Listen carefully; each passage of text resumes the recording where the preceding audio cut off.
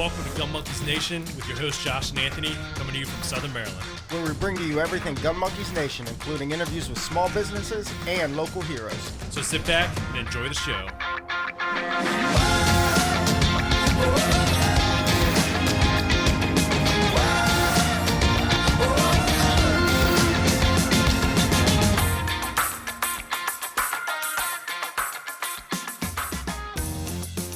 What's up, Josh? What's going on? Jeez, man, it seems like it's taking us a long time to get here, man. Actually, I think I looked on my little time hop thing, and it's been a year since we started. No way, man. Yep. It takes a long time, man. Perfection isn't overnight. Yeah. We don't like to just throw anything out there and put out some trash, but...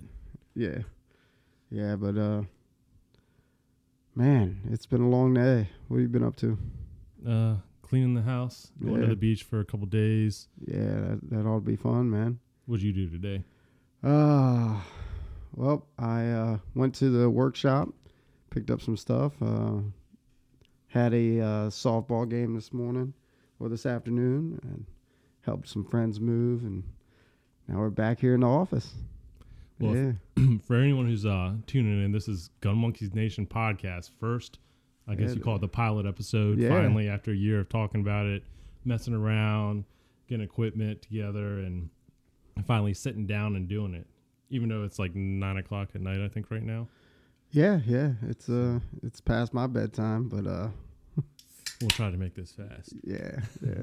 So, like our first episode, I wanted to have Anthony as our guest, even though he's co-host too, kind of because the Gun Monkey Nation all stemmed out of Gun Monkey Armory. And Gun Monkey Armory, as you all know, started with Anthony. So I kind of want to talk to him and see, basically get to know him a little bit in depth more and more. Because I've known him for the last, I don't know, how long has it been? Oh, man. It's got to be at least 10 years, right? Yeah, close to 10 years.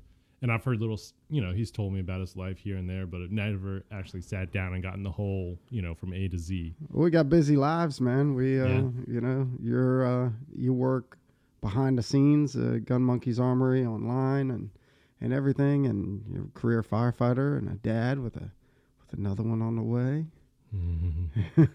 another daughter on the way. Yeah, and so this is why we sit here and do this at night. Yeah, he gets a lot of the recording done for his other stuff and getting everything dialed in. And this will all be edited during nap time. Yeah, definitely. That's another reason why we do it is because, your daughter's asleep. Yeah. So go ahead and, give me a little introduction about yourself, who you are and what you do. Well, my name's Anthony. I'm 6'1". Easy on the eyes. Yeah. Blonde hair, blue eyes, amazing beard. Well, I'm a local boy in Southern Maryland, born and raised, just like you. Just like most of the people that we know. Left out of here after I graduated high school. I had gone to Leonard Hall Junior Naval Academy for high school. And where's that at? In Leonardtown, Maryland. So it's still there, I think. Yeah, it's still there. I mean, it wasn't that long ago, man. Isn't that for Bad Boys or something? No. It's there were people that were there because they were bad, but it's a private school, so families got to shell out money for it, and most of the kids there wanted that ROTC lifestyle kind of thing or the JROTC. Is that what you wanted? Yeah. So when I go back and look at, so my mom has like a book of when, like, for all the kids, and they're like the first kindergarten picture, first grade picture, and then it has stuff like what we did that year, and then it actually, there was a part for us to always put in like what we wanted to be when we grew up, and it started out back in second grade I wanted to be a soldier, and so that's kind of like where it stemmed from. Then I got smart and went other paths and joined the Navy. And so I did the Junior Naval Academy throughout high school. My mom and my dad were real supportive of me joining the military. Took me to bases, like Coast Guard bases and Andrews and stuff like that, so I could kind of see, how things were going. My uncle is the only person that I know of in my family that he was in the Marine Corps.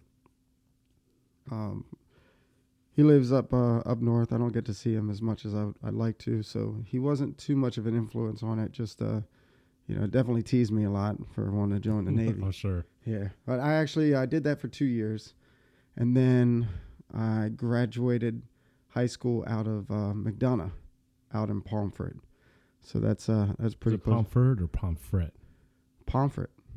I don't know. I call it Pomfret. So whatever. Now you said that you wanted to be, you wanted to be a soldier. Did you know what you wanted to do? No. You just wanted to be. I've always had that patriotic mentality. I mean, it's my family has always been in like the public service. My father was a career firefighter in Arlington County, Virginia. My mom, she was a volunteer EMT in District Heights and then became a school teacher. My older sister is a police officer, and and that's Metro. yeah. She's a police officer in DC. She works like the whole metro area, and so that's kind of something that my parents always instilled in us is like, if you can do something to help somebody out, or do something that isn't for you, I feel like, especially nowadays, there's a lack of that. It's the me generation. Yeah, exactly. There's when I was in high school, I joined the fire cadet class. That's when I became a rescue technician at the local volunteer fire department.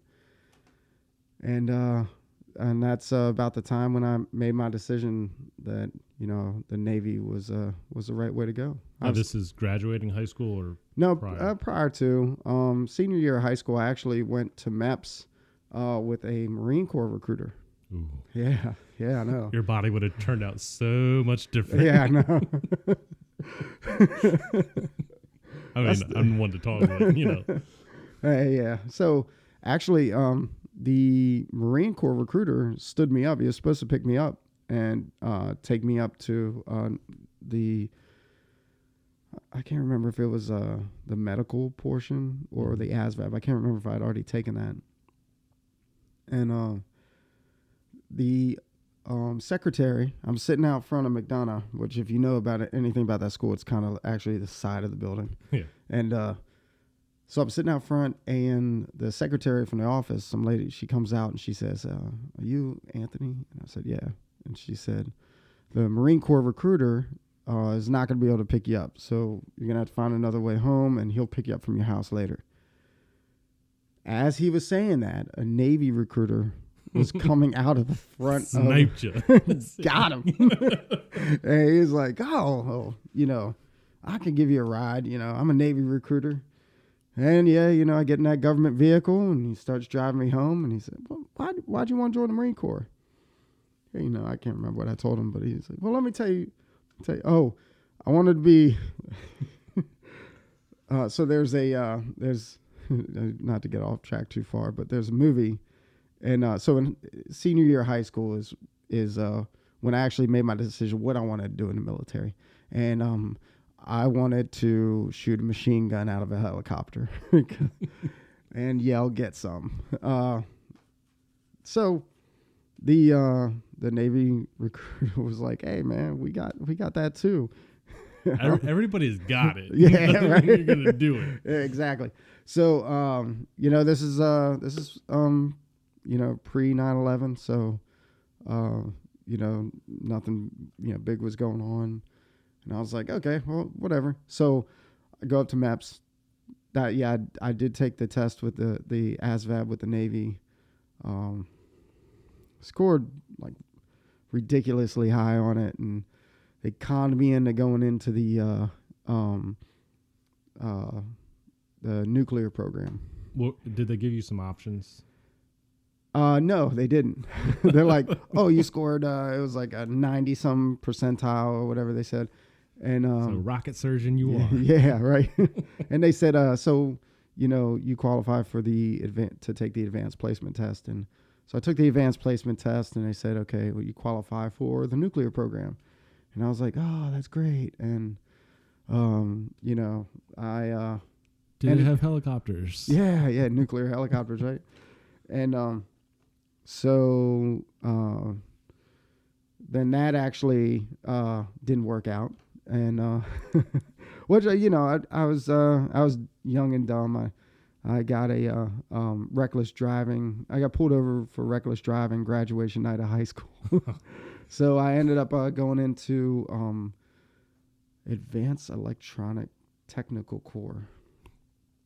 It was working on circuit boards and resistors and stuff like that to be a fire controlman. Did they have helicopters? No, they didn't have helicopters either.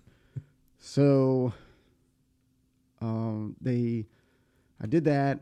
I went to Great Lakes, aka Great Mistakes, some people call it. And I finished boot camp. I went to NTC, which is right across the street for the Tech Core program to learning how to diagnose problems on circuit boards. I did that for about 8 months and went into fire controlman A school, which fire controlman sounds like, pretty cool job, but you're literally working on large weapon systems and, fixing that stuff. And I was, 18 years old, and they sent me to night school. There was the first time they were trying this out, FC nights. Sounds miserable. Yeah, it was, man. So our barracks duty officers, they said that they didn't care if we were in class at night. Early in the morning, they wanted us up cleaning the barracks, going to PT and stuff with everybody else, and not giving us time to study. It was a horrible program. Except for, people that pass the program obviously don't say that. But I failed out. I got set back a week because I failed the test for synchros and gyros, which is it's like witchcraft. It's like a second language. Yeah. But so the way that a gyro works is it spins and it doesn't stop or something like that. And I said, sounds like magic or witchcraft. And you shouldn't be telling me how it works because obviously you don't know. Yeah, exactly. Well, from my understanding, that's how it worked. Well, I didn't understand it. So. I didn't get to chapter 2. Yeah, exactly. So now, through all this, were you looking at the path you were taking and what you're doing? You're like, man, were you regretting it, or were you like, I'm just gonna keep on plugging along until I find something that fits? Yeah, that's kind of what happened. Kind of got away from the whole helicopter part, and when you're in this Tech Core class, what they do is the top 5 people that in your class. So out of like 25, 30 people. So the top 5 get to pick. So if they want to be an electronic technician or if they want to be a fire controlman. So those are the 2 jobs that split off of this Tech Core that we took. It's like 8 months of Tech Core. And the bottom 5 of the class had to follow along with whatever those people picked. And then they went ETFC, ETFC, ETFC, all the way down for the rest of the other, the other 20 people. So I was somewhere in the middle. So they got to me, FC. I'm like, cool, that's what I wanted. I didn't want to be working on circuit boards. If I was going to be working on circuit boards, it was going to be for weapon systems. Mm-hmm. So do that. They end up sending me to the ship undesignated because I flunked out of FC school. So you're just there. Yeah. You really can't do anything, but it's pretty much they send you to a 2-week seamanship apprentice training. All right. So you learn pretty much how to paint, how to mop, and how to heave line, man. Just pulling all the mooring line up, and literally that's what they do. And when you become the undesignated. When an undesignated grows up, they become a bosun's mate. So have you heard of that term before, bosun's mate? So bosun's mate is the guys that are the NCOs, non-commissioned officers, that are in charge of the undesignated guys. So it's a promotion. Sort of. Compared to what you were. Yeah, oh, definitely. I didn't do it, though. Okay. Yeah, I was smart. I was like, as soon as I can get out of this area, painting and stuff like that, I will. So I got to the ship, USS Denver LPD-9. Sounds familiar. The late, yeah, the late USS Denver. It's since been decommissioned. I was in deck department, and told them about like what I did, prior to the fire department and stuff. So. And where was this ship out of? Stationed out of 32nd Street, San Diego.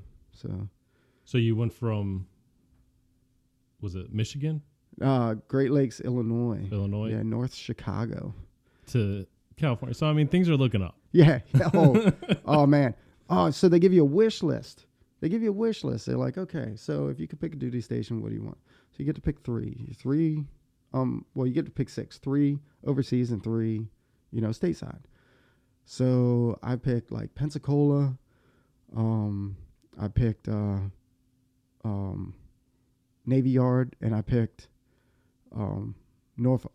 Because I'm local. Yeah. And then my overseas ones were all Europe, I think. And the funny thing is that I got sent to San Diego, which was the list said, "Oh, this is cool." Yeah, they so pretty much half of the class, the seamanship apprentice class, got sent to the same ship. So I'm sure like a month ahead of time, before they even had us make this wish list, like they already knew where they were going to send that class. They're like, okay, these guys need to go to the Denver. A formality. Yeah. So we get there. I meet some amazing people that I'm still friends with today. We were all in deck department together, and waking up at 2:00 in the morning, swinging boats, chipping paint, and heaving line. And they sent me to damage control, like the damage control section. And to meet all the DC men, which are the firemen on the ship.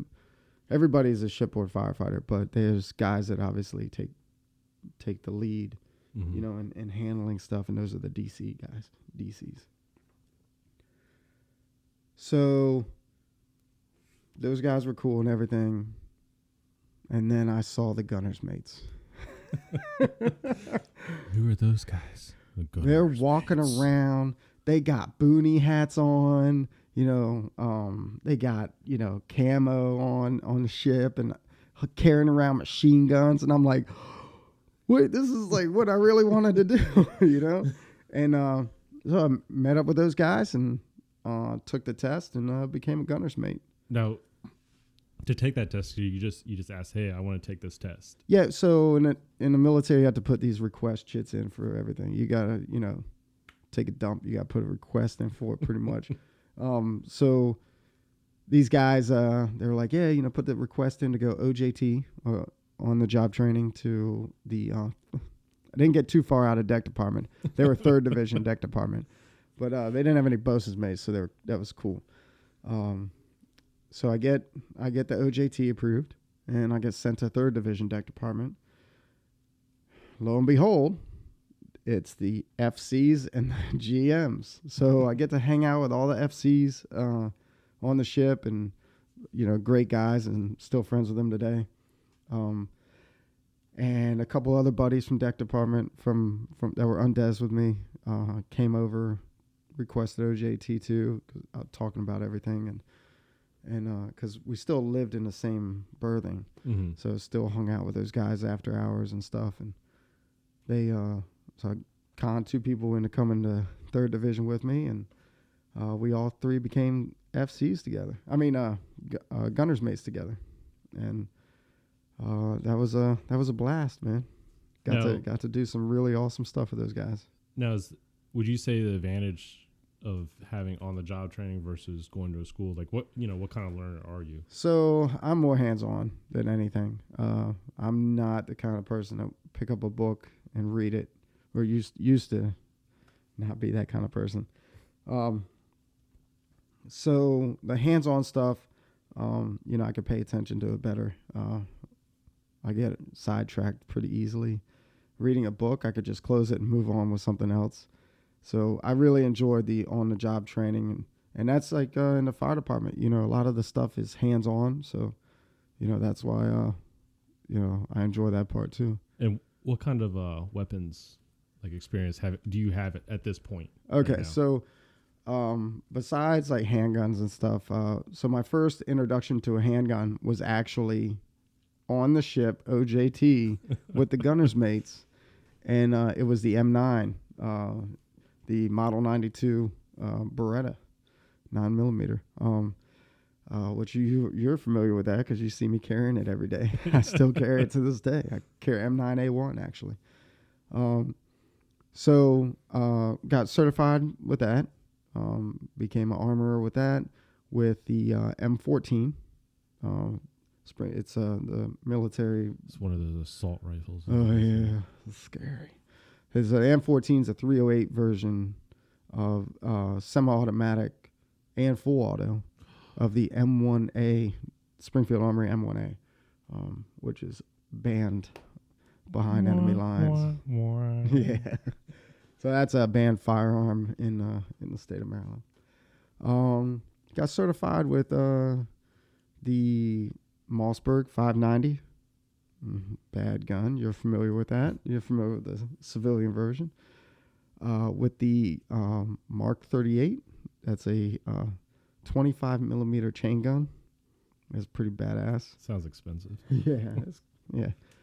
It was I want to say that was probably the most expensive, firearm I ever worked on. Then the 50 cal. So the Ma Deuce, everybody calls it the Ma Deuce. It's a Browning M2 HB, M2 heavy barrel, made by Browning. It's a 50 caliber machine gun. Yeah. And then the M60, the M79. What else did we work on? I think that's pretty much it while we were. Well, I mean, that's a good list to start with. Yeah. Especially 19 years old, not having any firearms background. My mom, no guns in the house. Wouldn't let me shoot. Because she even she wanted mace. Yeah. Instead of a gun. If you're not gonna get a gun, at least take something. Yeah, exactly. So that was what I got trained on, and So what was your job as a gunner mate when it came to those weapons? So the gunner's mates, they maintain them, they store them. So we're the armorers on the ship. So anytime there's any preventive maintenance that needs to be done, we take care of it. It's scheduled. We call it PMS, planned maintenance schedule. So any of the preventive maintenance that had to be done on any of the firearms, I was we were all designated a specific weapon to work on, and mine was the Mark 38. So that's what my PMS for the day was to maintain the starboard side Mark 38. That's right side. Right side Mark 38. Yeah, no problem. And that was it. The guy that I took over the Mark 38 from, he was on the way out to head to Mini Buds for it's mini. It's like a shorter version of basic underwater demolition SEAL school, and it's set up for SWIC, the guys that drive the speedboats for the SEALs and pick them up out of hot extractions. Sounds like a cool job. Yeah, that's a badass job. Yeah, they like jump out of freaking helicopters with boats and machine guns. Yeah, it's pretty cool, man. Yeah, so he was leaving the ship to go be SWIC, and then so I took over his gun mount. That was it. Now, I was on that one for my regular PMS stuff, but then when we were deployed, most of the time I was the forward starboard 50 cal mount. Yeah, gunner up there, and that was a fun time, sitting there behind a machine gun for hours at a time. How long were you stationed on the Denver? help you So do the that. rest of the time I was 3 years. Rest of the time I was in. So I mean, basically, you just dealt with weapons all day. Yeah, that was it. Well, we dealt with weapons until we were done with the day, not all day. Well, yeah. Yeah, we 10 o'clock in the morning, and we were taking trash to the pier, and then that trash bag was just pretty much had our book bags in it or whatever, and dipping out. A little rum springer. Yeah, yeah, sneaking off the quarterdeck, and you get those bosun's mates, man. They had those undes guys painting the side of the ship till 8, 9 o'clock at night, and yeah, I wasn't about that life. So you're, I guess it came up time for re-enlistment. No, so yeah, when I want to talk about the my deployment first. Oh, okay. So yeah, so I did do a Westpac while I was on there, and Westpac is a Western Pacific deployment, and we had a VBSS team that we were on with visit board search and seizure. So that was like the best part of being a gunner's mate, was being on the VBSS team. So I want to just throw that in there. You can throw whatever you want in there. Oh, okay. With my rescue technician training, and I'd gotten into like climbing and rappelling. They asked anybody if they have any like climbing experience, so I became the lead climber on the team, and then like that was the guy that climbed the Connex boxes, the containers on the ship, and I set up like rigs. I was the first one over the side when we were climbing on board of the container ships, and it was pretty interesting, man. That was a pretty exciting job. If you saw the video of the Coast Guard guy On the sub. yeah. Yeah, that was I can Monday morning quarterback that video all day long, but that's kind of like what we did, just not on a local level. And I didn't stick my face down a hatch. Well, you never know until you try. Yeah, right. Yeah. So how old are you by the time, after your 3 years? Oh, okay. So yeah, so I did I was living in Oceanside, and I was dating a girl in Oceanside, California. We ended up getting engaged, and the ship was doing a deployment, and then word on the street was we were transferring duty stations. So she said that she didn't want me to re-enlist, and I listened and didn't re-enlist, man. I didn't know what the hell I was going to do when I got out. I had a couple ideas. Like I signed up for California Highway Patrol. I was working on vehicles, as a mechanic and stuff like that. But, yeah, I didn't last that much longer with it. Like 2 years after I got out, and she was out of my life, and I was like, shit. Now what? Yeah, yep. Yeah, that was kind of it. So did you stay out in California longer, or once things were done, were you like, okay, Oh yeah, as soon as our relationship was over, I planned on moving home. I just my dad knew a guy at an owner of a car dealership that had mechanics, and so I had a job lined up as soon as I came back. And I stayed with them for a couple months, and then me and my friend got a apartment or a townhouse. So that's my story, how I moved back to good old Southern Maryland. So now you're back in Southern Maryland. Yeah. And we know we have Gun Monkeys Armory right now. So how long did it take you to get there, and what was your thing where you're like, oh, you know what, I want to get back into guns? Yeah, so that was that had always been a passion of mine, after I got out. I loved guns, I was a gun guy now. And that's a little inside joke. And so I wanted to kind of, get back into, helping people out, doing something bigger than myself, right? It's kind of the reason why I joined the military. So I went back to the firehouse and joined the firehouse, same firehouse I was at. This was in 2006. And, got my EMT again because I let my EMT expire. And then became a paramedic. And I ended up getting a job as a medic, and I did that for 11 years, man. Like, it doesn't seem like it was that long ago, but then, like, you think about it. Yeah, I know, man. I'm thinking, like, I took my... I just wasted 11 years of my life. Oh, yeah. It wasn't a waste. I love the job. I met some amazing people. I became a medic on set at Nitro Circus with Travis Pastrana and all his goon squad. Those guys are awesome. And met amazing people there. And then I also worked down at Budds Creek, motocross track as a medic down there.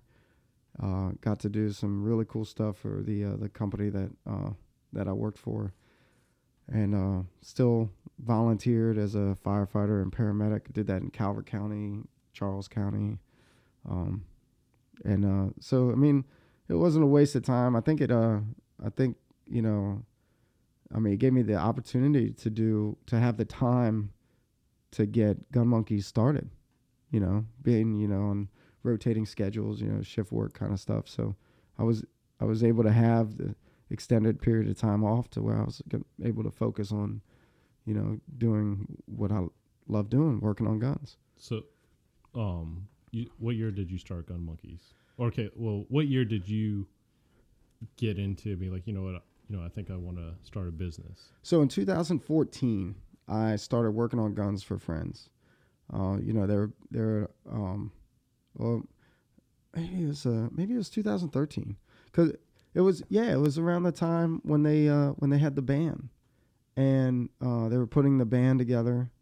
I say ban, but it was the Maryland Firearms Safe Act, and it was when Obama was trying to ban guns and everything, and banned AR-15s, and a bunch of us went out and bought those the lower receivers. Yeah. And bought the lowers, and I bought 80% lowers, and you bought an AR too. Yeah, I did. Yeah, paid way too much. Yeah, it was like a $700 AR, and it was a Bushmaster XM15, but it was going on the ban list, and it was one of an AR-15 that Obama was trying to ban.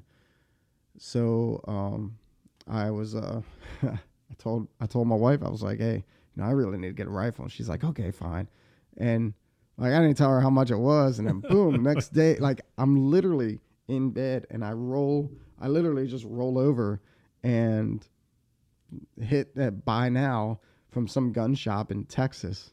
I paid $1,900 for a $700 AR-15. I'm going to say shame on any gun store for price gouging people, especially during... Shame on any company for price gouging, because it's taking advantage of, of the time and exactly. what's going on. Like, I know every once in a while there's a scare, with ammo, but, kudos, I will say this, and it'd be the only kudos that I give them. Walmart never price gouged. They did limit the amount of ammunition you could buy, but you could still go get the $3, box of 50 rounds. I still 22. remember standing in line at Dick's before they opened. First come, first serve. They put a list on the door. This is what we got. Yep. They're allowed one box of these and one box of these and one box of these. And they didn't price gouge either. No, they didn't. Yeah, so it was all the local shops that were doing it. And, this was a local shop in Texas, and it was literally a $700 AR-15 normally.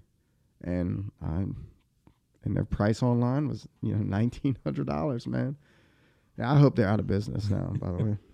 Now, I remember on my bachelor party, we went down to North Carolina. This was before. What year was that? This was. Is it before the ban? You're gonna make mad at me.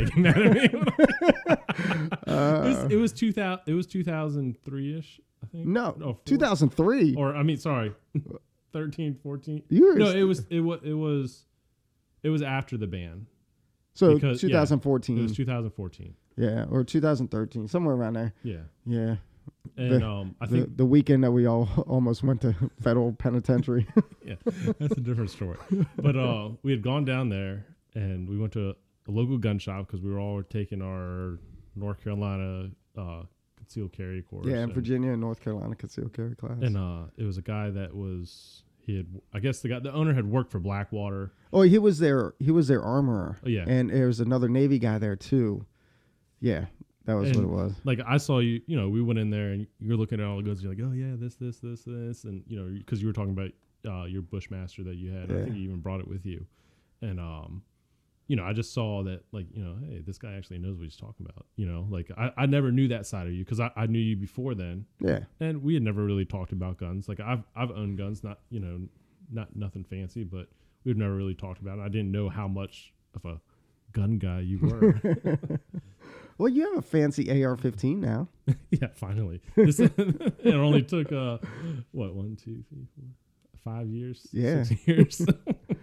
Yeah. So yeah, I had a blast up there. We met those guys from Blackwater. It was I think it was Academy.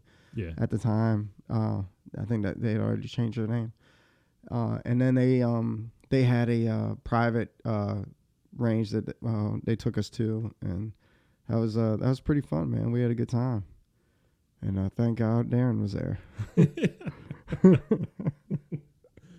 So, now by that time, did you already have your FFL? No.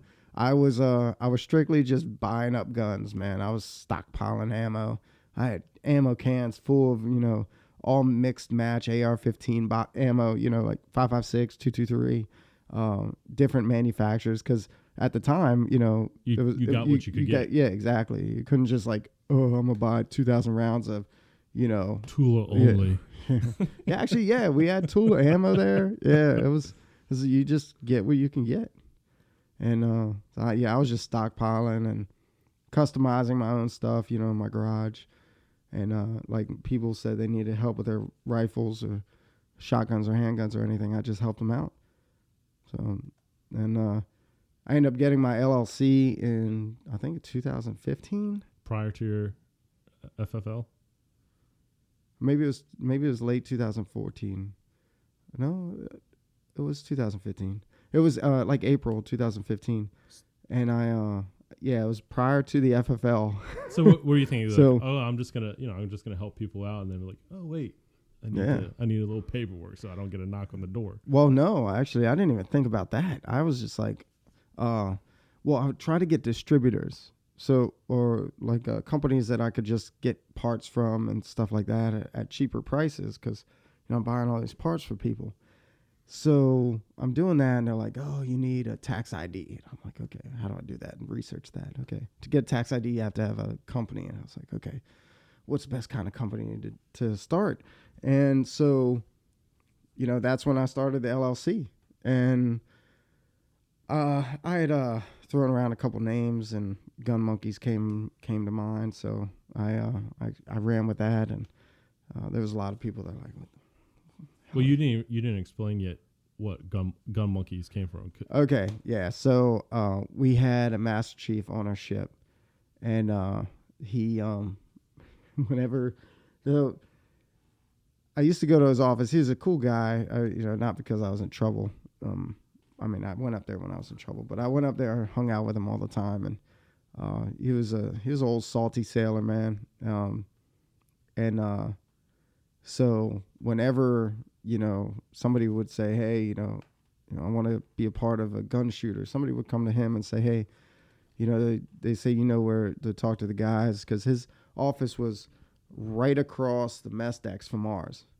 And he's like, "No, I'll go over there, go talk to those gun monkeys, like a wrench monkey or a grease monkey or something like that." And it just stuck in my head.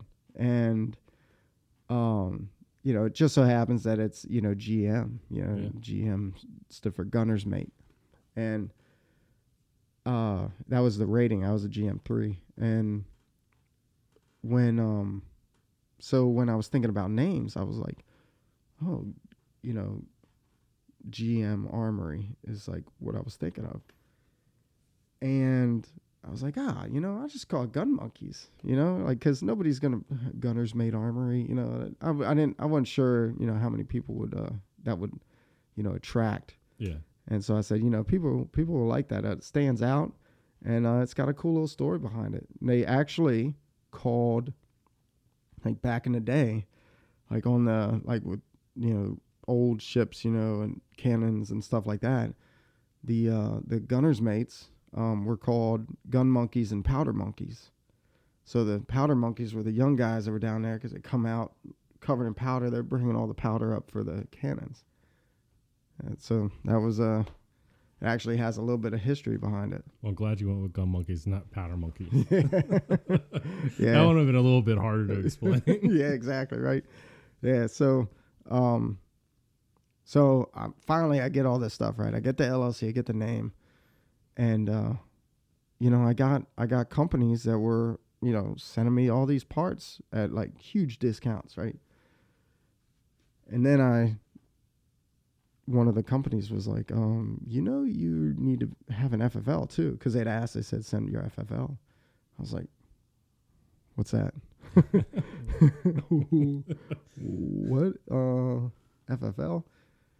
And so I did some research, and lo and behold, you can't be gunsmithing without having a FFL. And it's funny because I guarantee you there's a bunch of people that have, are big time manufacturers now that started small, like you, helping friends out. Yeah. And the next thing you know, it's like, wait a minute, I need to have a piece of paper that tells me I can do this. Yeah. So I was like, I'm just going off of, what I knew and, doing research and taking classes and stuff like that. And because the industry changes, I mean, you know that from just this short time that we've been working together, that, you got to stay up on it. People come out with new stuff every day. Yeah. Not all good, but yeah.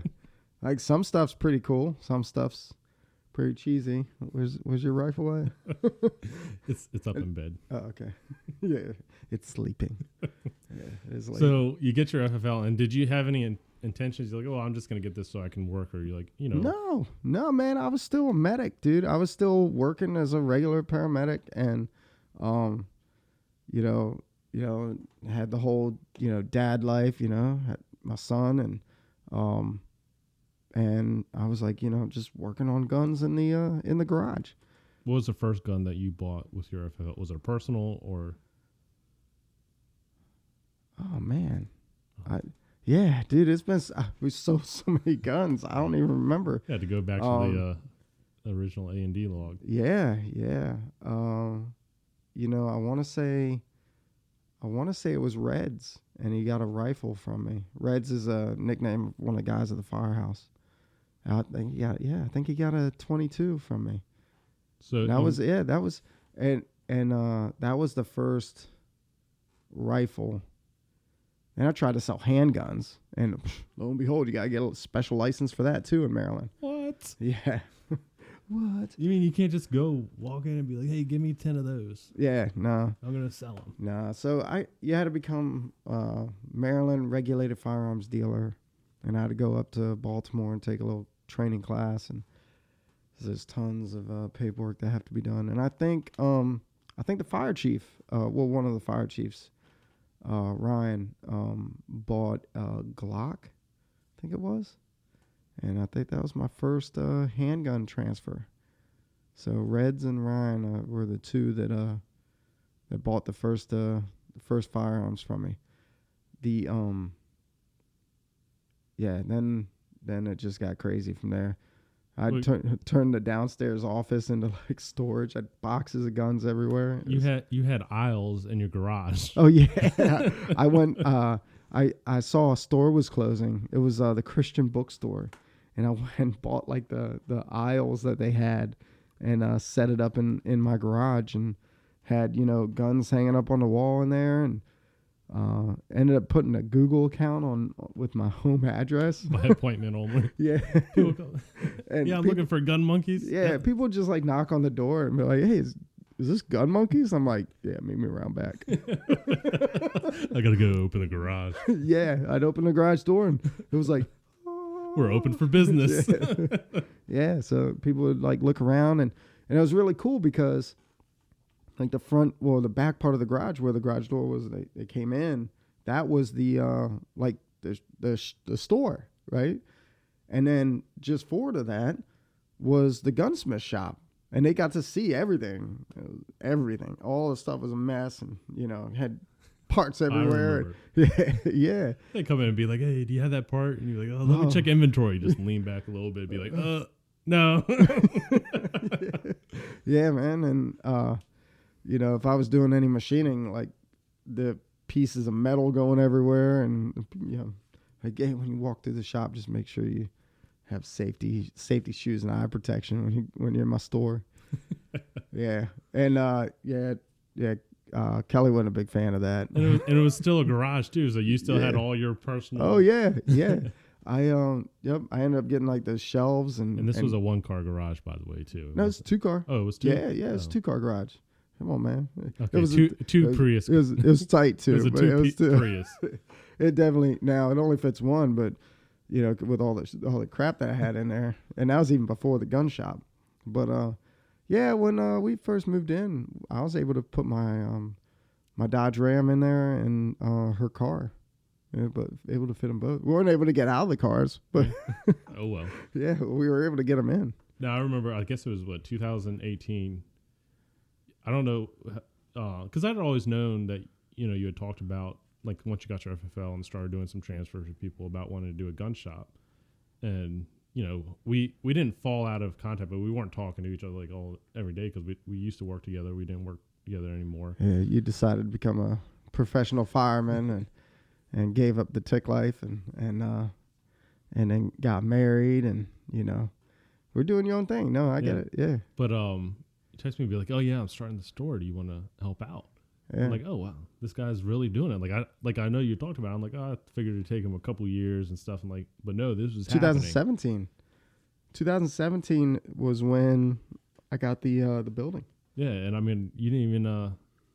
I guess I went there for an interview, and like I own guns, and by owning guns, I owned a couple Glocks and shotguns, but I didn't know much outside of the scope of what I owned. Yeah, and and sat down there and be like, "Okay, tell me what these 3 guns are." I'm like, "Well, I know that one's a 1911, and then one was the SIG P320, which I didn't. That was a brand new gun at the time. Yeah, and then I can't remember what the third one was. I think it was some kind of 22 or something. Yeah. Just tell me about these. And I'm like, well, I know that's a 1911. And then I'm like, well, I don't know what the rest of these are. Yeah. And you're like, okay, you're hired. Is that? I don't remember, man. Yeah. It's been so long. Well, it's only been 2 years. Yeah, you gave me just write down what you know about these. Yeah. And I don't know, I guess you were just trying to see, but I mean, it shows in business, it's not always the person that knows. It's like how you got the on-the-job training. Anyone can get on-the-job training, but it's more of the person and who they are, and right. Yeah. I guess you trusted me, and you're like, I can teach him what he needs to know. Right. Yeah. So all the guys that I did that, what was it, like four of us total? Yeah. Yeah. So it was you and 2 other guys. And I asked everybody the same thing, and I wanted to kind of get to see where you guys were as being gun guys. And we had so backstory. We had one of those guys who he knew I'm not a gun guy. I mean, this guy's like he taught me how to shoot my first rifle, and he has way more guns than I did at the time. And I'm opening a gun shop. And he was like, I'm not a gun guy. I'm like, yeah, actually you are. If you own one gun, you're a gun guy. Yeah. And I didn't want to have to go over something that you already knew. So, if you were familiar with this and you know what things were, then I kind of needed to know where you were at, coming into the shop. So you were hired, before you even walked in. But it was, I just want to see where you were at. And afterwards, it's like, okay, well, those are the guns. And then you slid over to 4473. It's like, what do you know about this? It's like, oh. Nothing. Yeah, I was the same way, man. ATF mailed me all those. I'm like, jeez. I'm like, so what do I do with them when I'm done? They're like, you keep them. Where? Where? I don't scrapbook. That was the most interesting part. I'm like, where am I going to keep them? Now, obviously, I'm set up for that now, but. Yeah, so that was fun, man, and doing all that demo at the shop and yeah. So the shop originally, for those who have been in it now, it's one open room. We have a back storage space, small office on the left side when you first walk in, and a bathroom. But before, it was the office, and you walked in, and you walked into a small room. That was like the lobby. Yeah, and then there was 2 additional rooms. Yep. And then the back room, and then the bathroom. And that was a full bath. It had a shower in it. Yeah, it wasn't supposed to. Yeah, no, it was. Yeah. But apparently the previous tenant said, like, you know what? I could live here. Yeah. Yeah, they had the other rooms set up as bedrooms. Yeah. Yeah. So, he's like, this is it. And, we walk in there, and honestly, you had your idea of, what you wanted it to be and stuff like that. And, it's like, well, let's just start knocking down walls. And we tore... Well, I guess it was only 2 walls down, but I mean, it was 2-3 walls.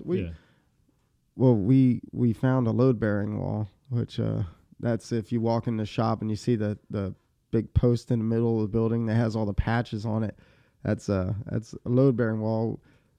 That's the pillar holding the building together, I guess. So don't lean on it too hard. Yeah, she's an old gal.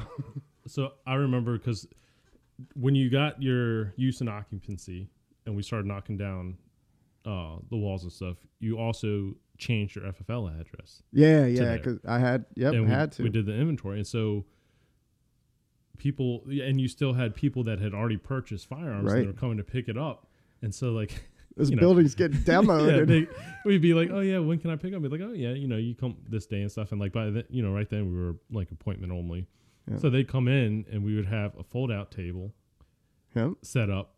And folding chairs, and be like, okay, well, you can sit down and do your paperwork. And like they're looking around and like, I've never is this legit? The lobby, we had it set up to where it kind of looked like an interrogation room. Yeah. It's like the table had like 1 chair on one side and like 2 on the other. And I remember these ladies coming in to do their paperwork. And I was like, oh, y'all just sit there, and I'm sitting on the other side of the table, just sitting there watching them do their paperwork. And now that I think about it, it probably creeped them out a little bit. I guess we went into this prepared up to a point, but it wasn't, it wasn't like all you walk in and everything is like it is now. Oh yeah, things have changed. I mean, we had a freaking couch in there for a while. We had used fixtures, that didn't match, right, and were waterlogged on the bottom. Yep. And if you bumped them, they would, what are the particle board would like fall apart. Like it was just like chafing or whatever. Yeah, that was a mess, man. We had folding tables. I got that out at the dumpster behind some shopping center. It was just sitting out there, and it was fine. It wasn't damaged or anything. But then by the time I went and got it, it had rained.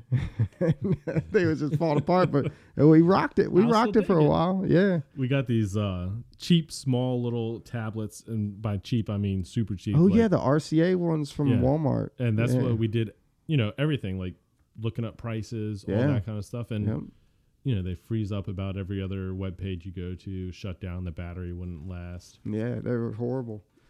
And then... went out and bought all those computers and touchscreen stuff, and we painted the building, got it carpeted, put the all new drop ceiling in, and all LED lights, and then we still had the freaking tables. Yeah. Remember, we still had the folding tables in there for a while. And the old cash register. Yeah. Well, originally it was just I was doing Square on my phone, and then I had a money box. And then Brad got a cash register at some shop. I think it was a tattoo shop or a gun shop or something. And he walked in and they were selling it in there. And he's like, I'll take that. My buddy could use that. And he brings it by, and that's an old one. It almost is like you had to like pull a crank to to open that thing. Yeah, but Yeah, it was like digital, but the first digital. Yeah. Yeah, Like the experimental digital. yeah.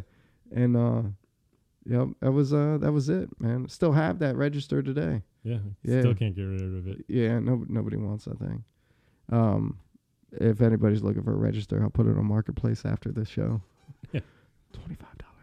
I was gonna say 10, but Well, I got to get my money out of it. You know what I put in it. Yeah. so it's been cool watching the business grow from where we started because especially being there from the beginning. I mean, you see everything, and Yeah. I've seen everything, and like it's been fast and ridiculous to see where we started and where we're at now. Oh yeah. Yeah. We got our SOT, so we're class 3 selling suppressors and stuff. For those who don't know, Yeah.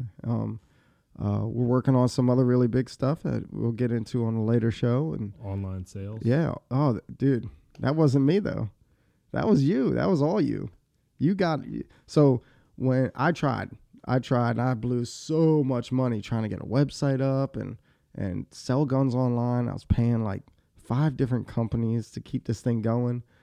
And you did the legwork. You did all the research. You've made it work, and you're running it. And that website wouldn't be up if it wasn't for you.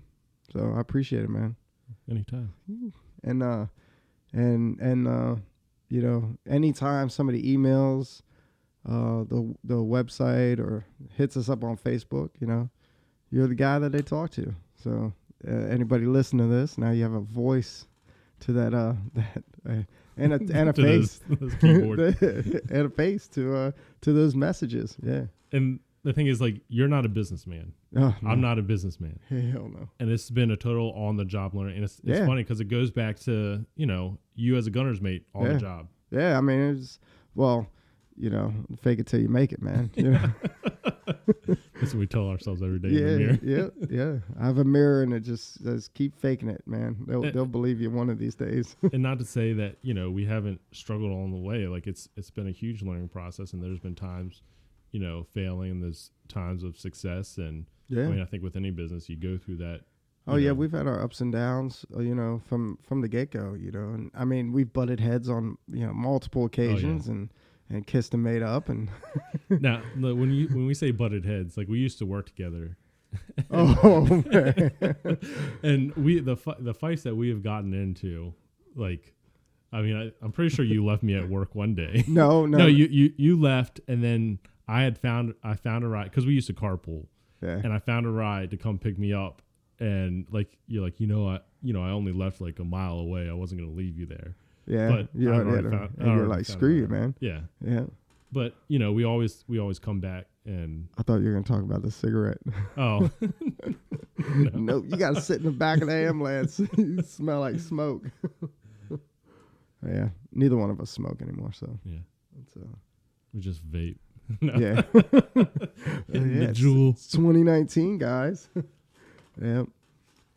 Yeah, man. So, I mean, nothing. Yeah, we never butted heads on anything too serious, but, like, I know, just like like whenever we come up with an idea, like, I know it's only for the better, for the good of the company, and I appreciate it.